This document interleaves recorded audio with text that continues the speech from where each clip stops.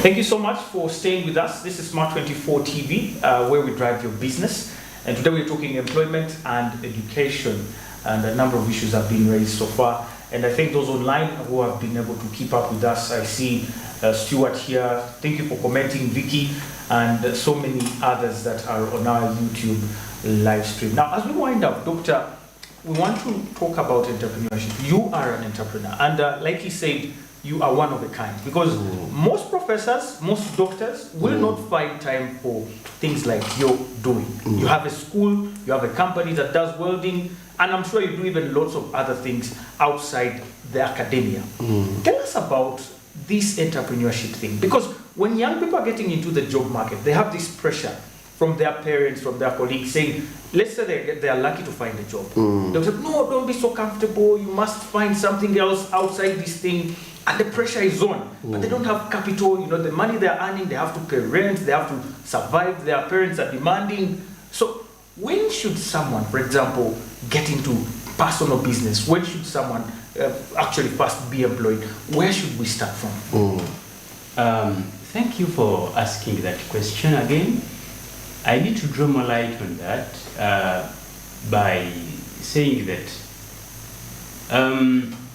you know, in Africa, most of us have come from humble backgrounds. And most of us have common problems such as the lack of startup capital and the lack of the ability to be pushed to a certain mileage that you can survive and sustain independently.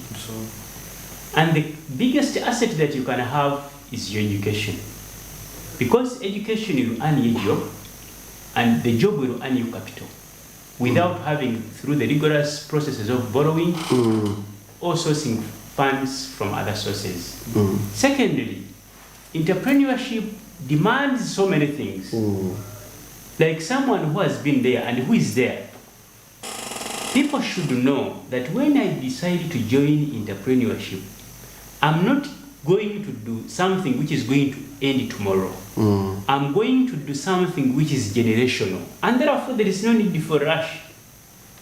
It is not something, the reason why, because I was reading one article, I think Anthony has also read it, and also yourself, that it is only in Africa where you will have so many businesses that come up. Yes. And the professionality of their coming up is proportional to their failure.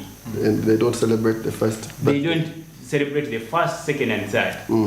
And when I was being trained on the sustenance of businesses, they say that if a business can last for 3 years, then it can proceed to the 4th and 5th year, and so on and so forth. But the moral of the story here is that if you are thinking about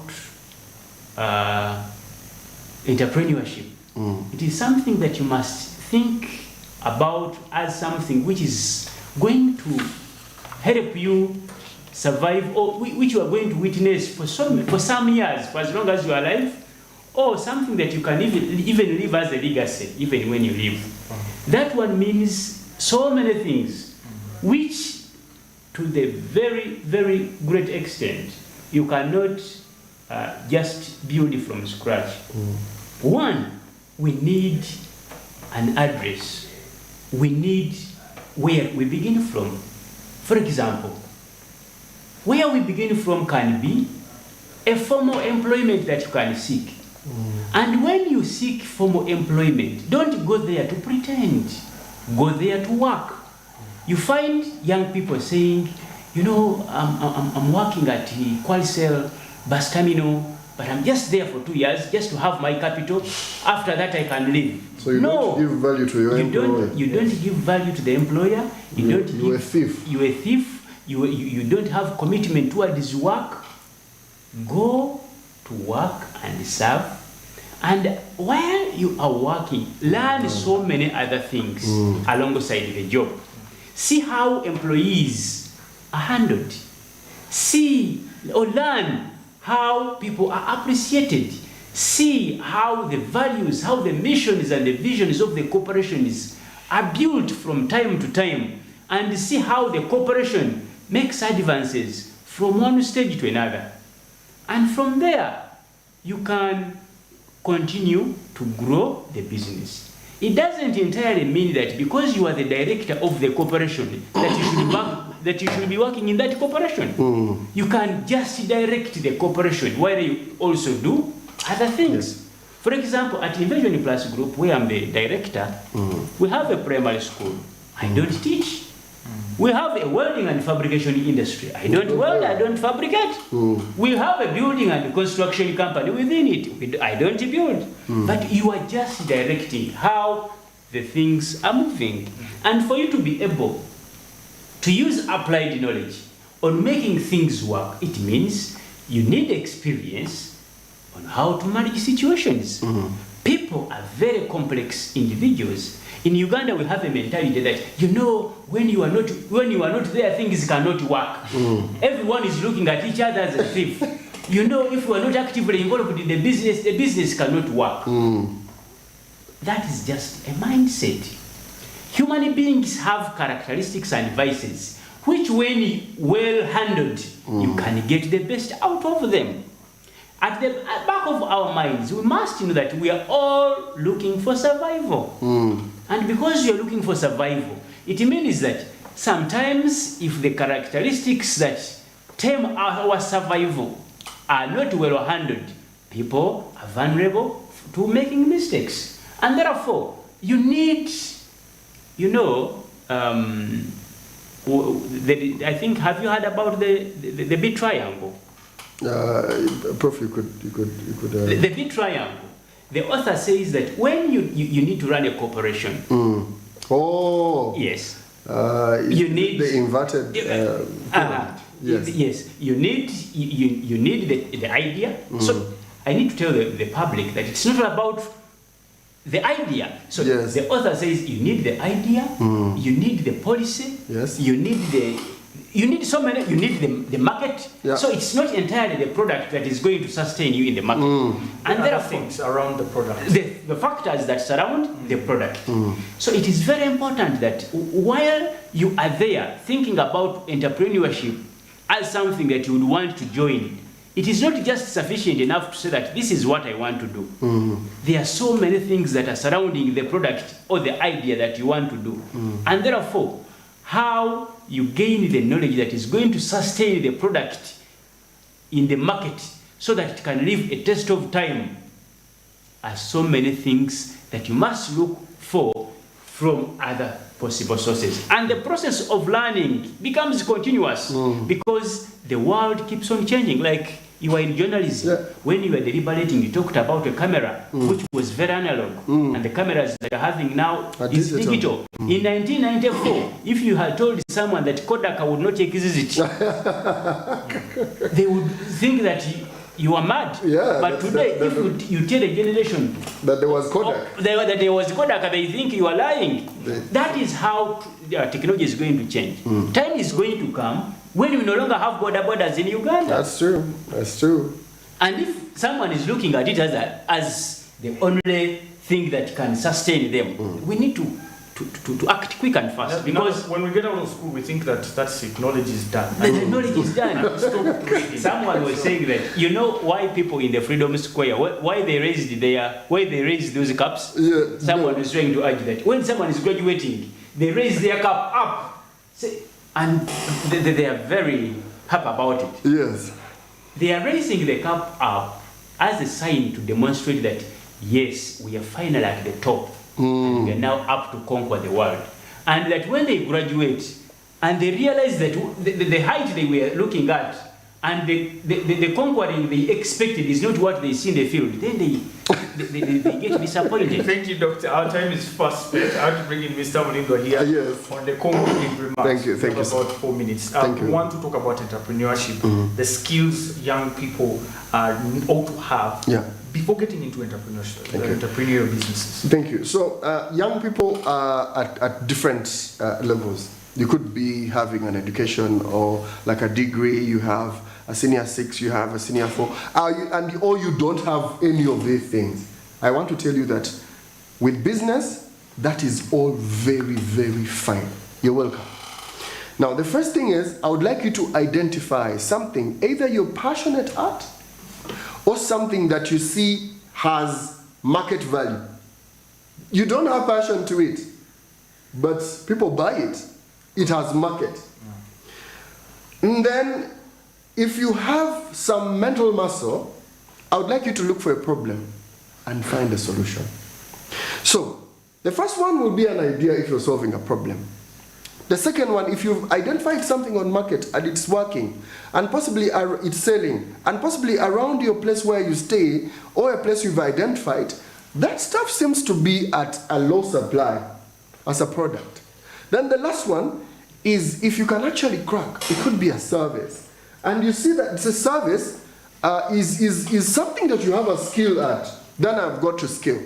So if you have a skill at something, and then you can actually deliver a service, now you've identified something to do. So it's a product or it's a service.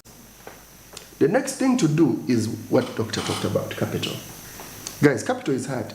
If you're lucky that you have a family and the safety nets, you have a community that you can actually say, I'm raising about 5 million or 1 million shilling, you're lucky.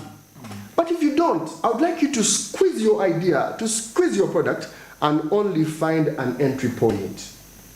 If you want to get into phone retail, like selling phones, I just want you to find one phone and buy it at the price, at the market price. And then I want you to use the available tools. Apparently, the times we live in, everything is possible. So if you have social media handles, I'd like you to keep posting this photo, this phone, every day, 3 posts every day, and put it on your status, and tagging in your friends, and you sell it you top up something so that it's your profit. Let's say you're making a profit of 100,000, and you bought the phone at 500, so you're selling it at 600. When you sell this phone, go back and buy another one, and sell it. So what happens is your profit keeps on growing, but don't eat the capital. Don't eat the capital. Do not use it for anything. Just make sure that it can buy another phone until it can buy 2 phones. What we are doing at Youth Entrepreneurship Spark is we have created a number of solutions, and recently we did a research. We've just completed our product, which is called What Next? And this is a product for the S4s and the Senior 6. I am appealing to parents and guardians, and those of you who are candidates who sat for Senior 6 last year, the other years, Senior 4 and Senior 6, please look out for Youth Entrepreneurship Spark on social media and inbox. The numbers are always there. Do not do anything before you talk to somebody. Because like I've said, the game has changed. Okay? So that is What Next for the S4s and the Senior 6. Is it still running right now? We are rolling the program. Okay. Because the first meeting for the S4s and Senior 6s is within February, towards the end. We are convening education institutions that where you want to go, like universities and the vocational institutions. Yeah. We are convening them in one place to have a conversation about what it is to have a lifelong learning, to have a competence-based learning that will make you relevant in the job market. Yes. Now, the last one is one that we have for the university graduates. We were only waiting for Makere in February, Yes. Anthony, to graduate in Feb. Young people have ideas. I remember when I was your age. But I do remember the doors that were locked for me. I didn't have a family member, an MP, a CEO. I did not. But I had world-class ideas. It is so depressing to have ideas and to have nowhere to start from. Thank you, Mr. So the Senior 6s, the university graduates who are finishing, Yes. and those who finished that you don't have a job. Prof told you that there are so many jobs. Some of you want to find a job. Some of you want to start a business. Some of you want to travel outside the country. Yeah. But you don't know where to start. That's why we're saying, what next? Your meeting is in March. Yeah. We want to show, I want to join a prof in saying, there are actually jobs. What there is not, the people who can fit into these jobs and deliver value. Why is it that every day some of us have more than enough opportunities? Yeah. And those young people out there with degrees, with passion, Can't find it. cannot find what we have. I don't have enough time, bro. I don't have enough time. And I'm even proudly telling my employers, I cannot give you more than 1 day.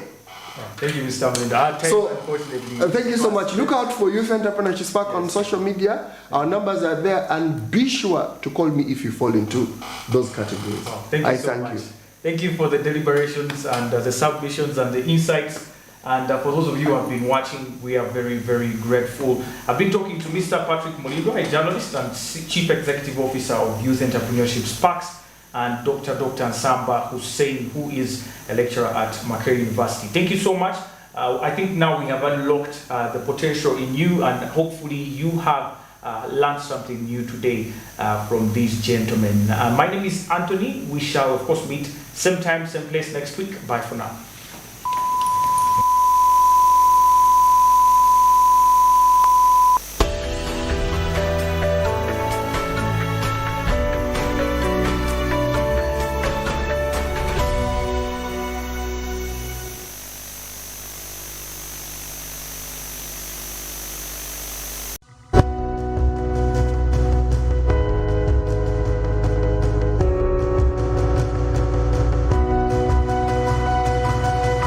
Smart 24